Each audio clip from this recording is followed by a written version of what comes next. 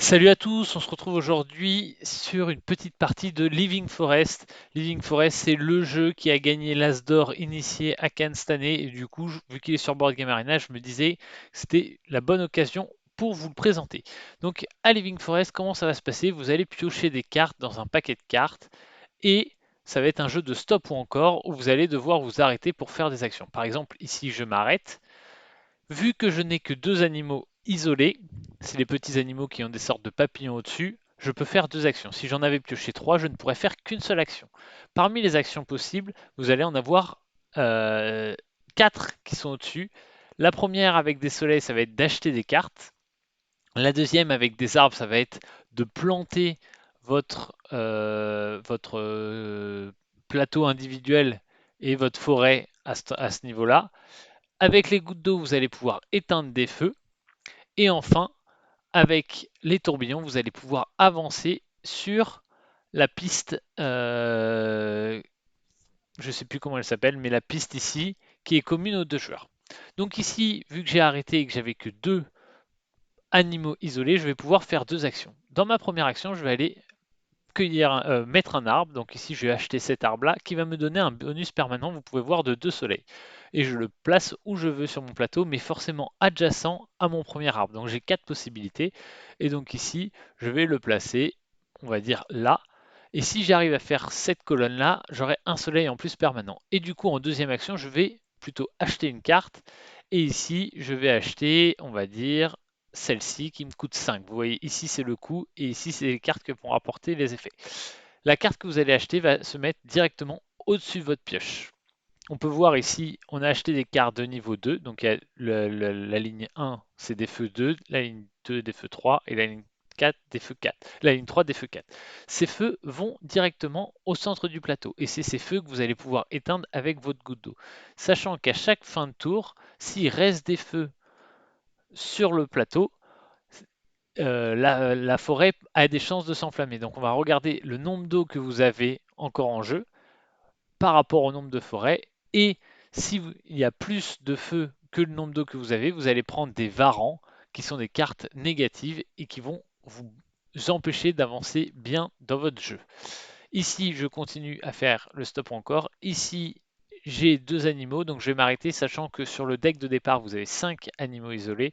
Donc vous pouvez voir, là, il me restait sur mes trois cartes, il me restait un animal isolé, donc j'ai préféré assurer et m'arrêter tout de suite. Donc ici, j'ai 6, 5. Par contre, je n'ai que 3 os, donc là, ça peut être un peu risqué. Donc ici, avec mes mes plantes, je vais aller acheter un arbre qui va me renforcer en eau et je vais le mettre ici pour essayer hop, de récupérer un eau supplémentaire. Et avec mes sets, je vais aller essayer d'acheter des cartes qui pourraient être intéressantes. Donc ici, je vais acheter celle-ci et celle-ci. Alors, vous voyez, pour l'instant, j'ai fait que deux actions. L'eau, je ne l'ai pas fait. Je pourrais le faire au coup d'après peut-être. Et ici, les tourbillons, je ne l'ai pas fait. J'aurais d'ailleurs peut-être dû le faire à ce tour-ci. J'ai mal joué. Parce qu'en fait, le tourbillon, quand vous allez bouger sur le tourbillon, vous allez avancer et en fonction de là où vous atterrissez, vous allez pouvoir faire des actions. Par exemple, ici, si j'atterris ici, je prends une tuile fragment. La tuile fragment va me permettre de défausser des cartes par an, de les détruire même, ou de défausser des animaux isolés quand je les pioche.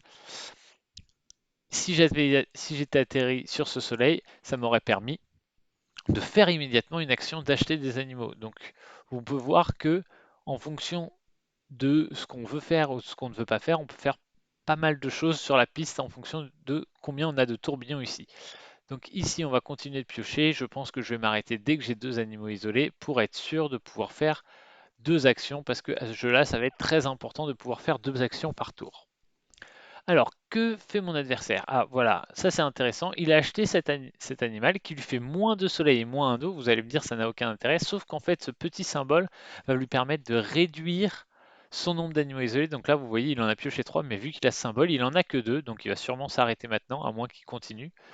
Mais donc c'est très intéressant, ça, de pouvoir les acheter. On peut voir ici qu'il y en a un là à 5, alors peut-être qu'il va pouvoir l'acheter avant moi, je ne sais pas. D'accord, il avance de 4. Ok, mais il tombe sur une action d'eau, mais il n'a pas d'eau. Ah, il a annulé son coup. Bon, parfait. Euh, et donc, ces petites fleurs sacrées, C'est une action qui se fait passivement. Si à un moment vous en avez 12, vous gagnez la partie. Si vous arrivez à en piocher 12. Sachant qu'ici, il y a trois conditions de victoire. Il y a avoir 12 feux, avoir récupéré 12 feux, avoir 12 fleurs sacrées ou avoir planté 12 arbres. Ici, on peut voir j'ai 4 arbres, donc j'en ai 1, 2, 3, plus cette tuile vaut 1. J'ai un feu parce que j'en ai 0, mais cette tuile vaut 1. Et j'ai une fleur, 2, 3, 4 fleurs. Mais les fleurs se renouvellent à chaque tour en fonction de la pioche que vous faites. Donc ici, il est allé faire de l'eau, donc il a 2 dos. Moi aussi j'ai 2 dos. Euh, Par contre, j'ai 4. Donc ici, si je veux pas faire de varan, ah non, dans tous les cas, je vais devoir prendre un coup de varan.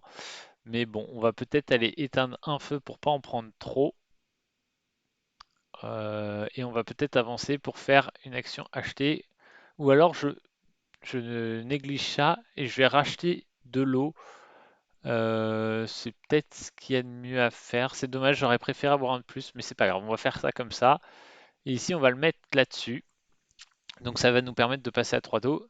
Et ici, on va choisir d'avancer du coup, ce qui nous permet de pouvoir faire l'action immédiate d'acheter. Et ici, on va acheter cet animal qui va nous permettre de réduire de 1 et celui-ci parce que je ne veux pas acheter d'animaux isolés. Globalement, c'est très très rare que vous voulez acheter des animaux isolés dans cette partie. Donc ici, la forêt nous attaque, il y a 6 feux. Or moi, j'ai que 3 hauts et mon adversaire a que 3 hauts. Donc on récupère chacun des varans à hauteur du nombre de feux qu'il y avait dans la pioche. Donc on a récupéré tous les deux 3 varans, vous pouvez les voir ici. Donc là, peut-être que j'ai fait une erreur, j'aurais peut-être dû aller essayer de chercher des tuiles fragments. C'est peut-être une erreur de ma part. On va voir ce qu'on va faire au prochain tour. Ici, on va piocher. On est toujours à 0 animaux isolés. 1, hop, et 2. Et on va s'arrêter là parce qu'on a de très fortes chances de piocher la prochaine fois des tuiles varans. Et ici, du coup, on va choisir de prendre ça pour avoir 2 dos supplémentaires et de le placer ici qui va me permettre tout de suite d'activer une tuile d'eau. Et donc là, j'ai avec 9, je vais éteindre pas mal de feux. Donc on va éteindre 4 feux. Donc ça, c'est assez intéressant hein, vous voyez, de faire un tour où vous arrivez à éteindre beaucoup. Et ici, j'ai deux possibilités. Soit je vais acheter encore un animal qui va me permettre de réduire de 1 mes trucs, soit je vais plutôt avancer de 1 pour prendre un fragment. L'idée, ça va être de pouvoir au prochain tour défausser une tuile varan et de la détruire. Parce que c'est vraiment des choses que vous ne voulez pas avoir dans votre jeu. Alors là, mon adversaire a avancé de 1 pour activer un eau et hop, il récupère tout de suite un feu. Donc vous voyez, il est à 3 feux, moi j'en ai 4. Donc 5 avec ces tuiles-là, je vous rappelle. Et donc, bien, c'est quelque chose que j'ai pas expliqué. Quand vous avancez sur cette piste, si à un moment de la partie, vous êtes amené à dépasser votre adversaire, vous pouvez lui voler une de ses conditions de victoire. Donc ça, c'est très très intéressant à noter. C'est qu'on peut voler les conditions de victoire des adversaires. Donc ici, vous voyez, j'ai pioché un varan qui est un animal isolé. Par contre, vu que j'ai un fragment, je peux détruire cette carte. Donc je vais tout de suite la détruire. Hop, et on va continuer. Donc là, j'ai un premier. Donc vous voyez, j'ai mes deux varans. Donc ça fait deux animaux isolés. Maintenant, qu'est-ce que je fais? Est-ce que je m'arrête là en me disant, bon, bah, de toute façon, j'aurai deux actions, mais là, deux arbres, ça ne va pas m'intéresser parce que le minimum est à 3. Un soleil, ça ne va pas m'intéresser. Donc je vais prendre le risque de continuer, histoire de pouvoir faire une action. Ok, ici, ça m'intéresse. J'ai quatre arbres. Je vais pouvoir aller acheter potentiellement cet arbre-là ou celui-ci. Donc je vais m'arrêter ici. Et avec 5 hauts, je vais peut-être pouvoir aller récupérer un feu en fonction de ce qu'il va faire. Mais vous voyez, c'est aussi intéressant de voir quand est-ce qu'il faut prendre des risques et quand est-ce qu'il ne faut pas les prendre. Alors là, mon adversaire a réussi à placer un de ses arbres ici. Donc dans les extrémités, ça vous permet de récupérer deux fragments directement. Donc ça, c'était très intéressant pour lui. Là, ce qui serait bien au prochain tour, c'est de réussir à bien avancer sur cette piste. Ah, il a réussi aussi à prendre le feu. Du coup, je vais pas trop pouvoir utiliser mes os qui sont là. Euh, Qu'est-ce qu'on va faire du coup? On va peut-être aller chercher ça. Oui, on va faire ça, je pense. Et vous voyez, je vais pas vraiment pouvoir utiliser de deuxième action là. À moins d'acheter cet animal, mais il ne m'intéresse pas trop. Et après, on va récupérer un fragment, vu qu'on peut pas faire grand-chose. Au moins, ça va nous permettre de détruire une de nos cartes Varan plus tard. Alors, c'est une action que vous pouvez toujours faire, prendre un fragment. Et on va attaquer le prochain tour. Et là, normalement, vu qu'on a tiré deux Varans, on a pu. Donc, il nous reste nos 5 animaux isolés. Là, ça m'embête de tomber aussi vite sur deux animaux isolés. Il m'en reste 3 en 11 cartes. Je peux peut-être prendre un risque. Sachant que je voulais avancer quand même sur la pioche. Donc, je vais prendre un risque. Malheureusement, je vais devoir m'arrêter ici. Mais au prochain tour, je vais pouvoir faire un gros tour. Donc ici, je vais essayer d'acheter énormément de cartes. Malheureusement, je peux en acheter qu'une. Ou alors, je vais acheter un arbre plutôt. Ok, on va acheter un arbre pour prendre deux fragments. Donc ici, on va commencer à réfléchir à quelles sont les conditions de victoire que va pouvoir avoir mon adversaire. Vous voyez, nous, on a 7 arbres, donc il va commencer à essayer de nous voler peut-être la tuile victoire des arbres. Alors oui, ce que j'ai pas précisé, c'est que les arbres, il vous en faut des différents. Par exemple, là, j'en ai 7 plus un 8, sauf que j'ai fait deux fois le même. Donc celui-là ne me rapporte que 1. Il faut 12 arbres différents, dont celui que vous avez déjà. Et vous voyez ici, il m'a pris la condition de victoire du feu. D'accord, pourquoi pas. Et donc maintenant, il a 6 points avec le feu parce qu'il a 4 feux éteints, plus sa condition de victoire de feu, plus la mienne. Donc ça, il va falloir qu'on vite qu'on lui récupère. Et il va peut-être même d'ailleurs profiter de ce tour pour éteindre un autre feu. Ok, il reprend un animal qui permet d'enlever un animal isolé. Et d'accord, et il a éteint un autre feu, donc il a 5 feux. Et là, normalement, c'est notre gros tour, parce que on a assez de... On peut va pouvoir piocher tout notre deck, si je me suis pas trompé. Donc là, il n'y a pas trop de risques. On a même un négatif, donc on va pouvoir piocher pas mal. Hop, on va continuer. Ici, je pense qu'on peut continuer au moins un tour.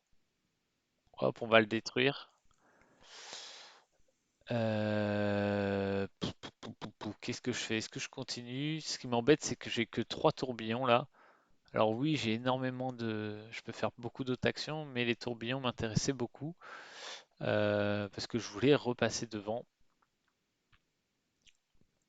Je vais retenter un coup. Bon, on va s'arrêter là, on va pas jouer avec le feu. Il nous reste 2 cartes sur 5 qui sont des animaux isolés, donc on va pas jouer avec le feu, même si j'aurais pu, avec un fragment, les défausser. Alors, que va faire mon adversaire? Il a deux actions possibles, et vous voyez là, il a plus de tourbillons que moi, donc je vais peut-être essayer d'acheter des cartes qui me permettent d'avoir des tourbillons. Donc celle-ci ou celle-ci, mais elle coûte 10 et 12. Bon, il va falloir essayer de voir comment on va optimiser ça. Donc on peut voir là, donc du coup il avance pas mal. Ou alors je fais en sorte de ne rien acheter pour qu'il n'y ait pas de feu qui apparaisse au centre. Alors je j'ai pas encore énormément de parties à mon actif, hein. Donc les stratégies, je suis pas encore exactement au point, mais bah, il y a des choses qui doivent, enfin, vous me conseillerez, mais je pense qu'il y a des choses que je peux largement améliorer sur ce que je fais, notamment sur le placement de mes arbres. Je suis pas sûr que ce soit optimum. On va peut-être directement acheter ça, le tourbillon, ça va me permettre d'en avoir 5, et là un 6, ça va me permettre de pouvoir avancer de 5 et de faire l'action d'acheter. Et qu'est-ce que j'achèterais? Mhm. Bon, on va acheter ça, ça me paraît un bon plan. Et après, l'idée, c'est d'aller là pour faire une action d'acheter. Et on va acheter ça. Ce qui m'embête, c'est qu'il n'y a pas... Ah si, il y a celui-là qui pourrait être intéressant, mais qui coûte 9. J'ai 14, je pourrais acheter ça. Ouais. Ouais. Ou alors, je peux essayer d'acheter ça et ça pour essayer de gagner comme ça. Mais du coup, il aurait fallu que je complète cette ligne-là ou que j'achète celui-là. Bon, bon. Je suis pas sûr d'optimiser mes coûts là. Ou alors j'essaye d'acheter plein de ça. Je peux acheter ces 4 là pour au prochain tour avoir énormément de feu à acheter. Non, je pense que c'est une erreur ça. Bon, quoi qu'on peut acheter ça, ça. Ça c'est pas mal, ça coûte que 2. Ok, on va acheter ça et ça, je pense. 12, 14. Hop, qui vont se mettre au-dessus de ma pioche. Donc ça c'est pas mal. Et au moins au prochain tour, je sais que je vais pouvoir pas mal bouger. On a déjà 6. Hop, celui-là je vais le détruire. Vous voyez l'intérêt d'avoir des fragments, hein, c'est que ça vous permet d'ajuster votre jeu et notamment de détruire les varans. Ici, celui-là, je vais pas forcément avoir envie de le défausser. Par contre, le prochain que je vais piocher, ok, ça c'est très bien. Ça va me permettre de piocher beaucoup plus à ce tour. Hop, hop, hop, hop, hop. On va continuer. Ici, j'en ai 2, 8. Qu'est-ce que je voudrais acheter avec 8? Le 3 d'eau peut-être. Peut-être le 3 d'eau ou peut-être pas. Lui, c'est le feu qu'il faudrait que je lui prenne. Si je veux être sûr qu'il gagne pas avec son feu, on peut continuer, je pense. On va le défausser celui-là pour faire au moins 2 actions. Et là, vu que j'ai plus de fragments, je vais assurer le coup et je vais devoir m'arrêter. Et là, qu'est-ce qu'on fait? Nous, de toute façon, notre objectif de victoire, ça va plutôt être avec les arbres, je pense.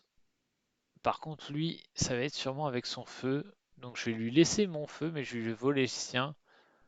Et dans l'idée, je pense que je vais acheter celui-là que je n'ai pas encore acheté. Et je vais le diriger vers les fragments. Et ensuite, je vais bouger de 7. Ou alors que de... Si je vais le mettre là, hop. Je vais reprendre...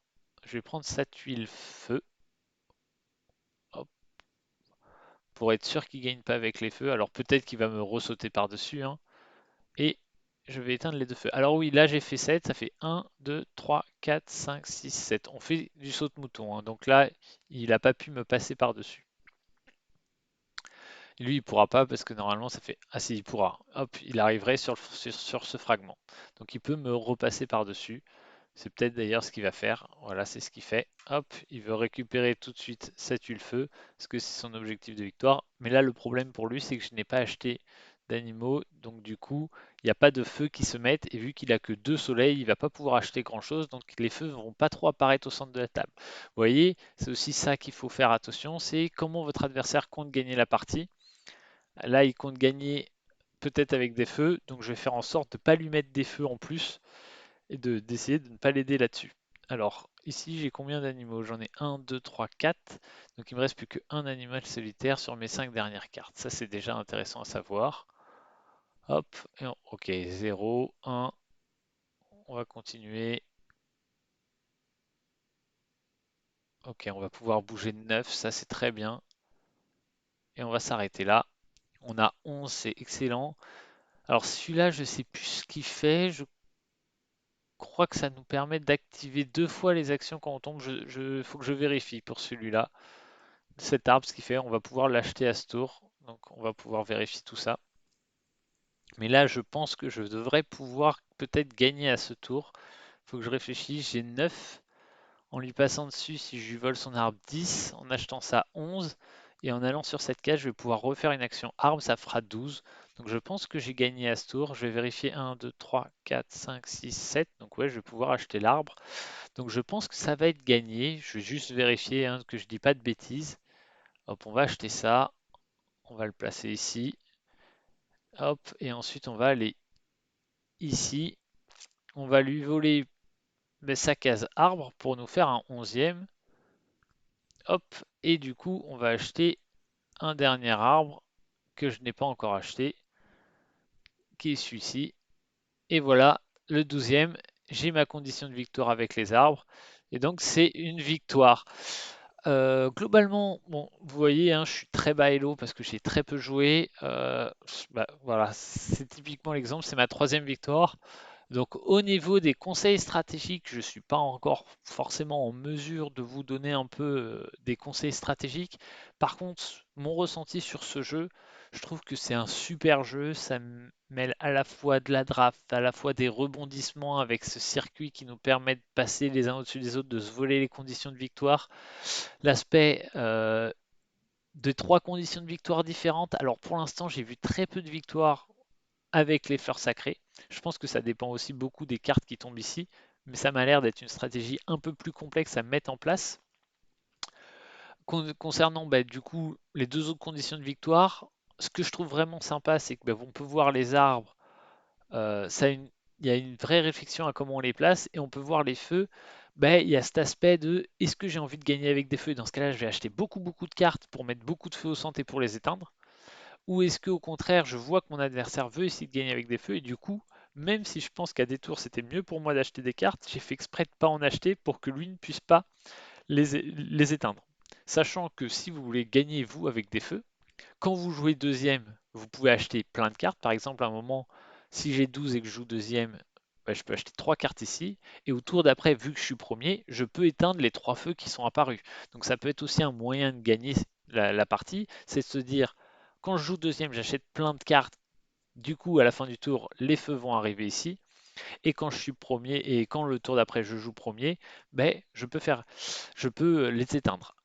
Donc voilà, il y a quand même, je pense, pas mal de stratégies à mettre en place, surtout en 1 contre 1. J'ai pas encore fait de partie à 4 ni à 3, donc je pense que c'est un autre jeu totalement différent et que ça doit être beaucoup plus le chaos. Si j'ai peut-être fait une partie à 3, excusez-moi, je pense que ça doit être beaucoup plus le chaos où on se saute par-dessus les uns les autres, on sait plus qui a quelles conditions de victoire.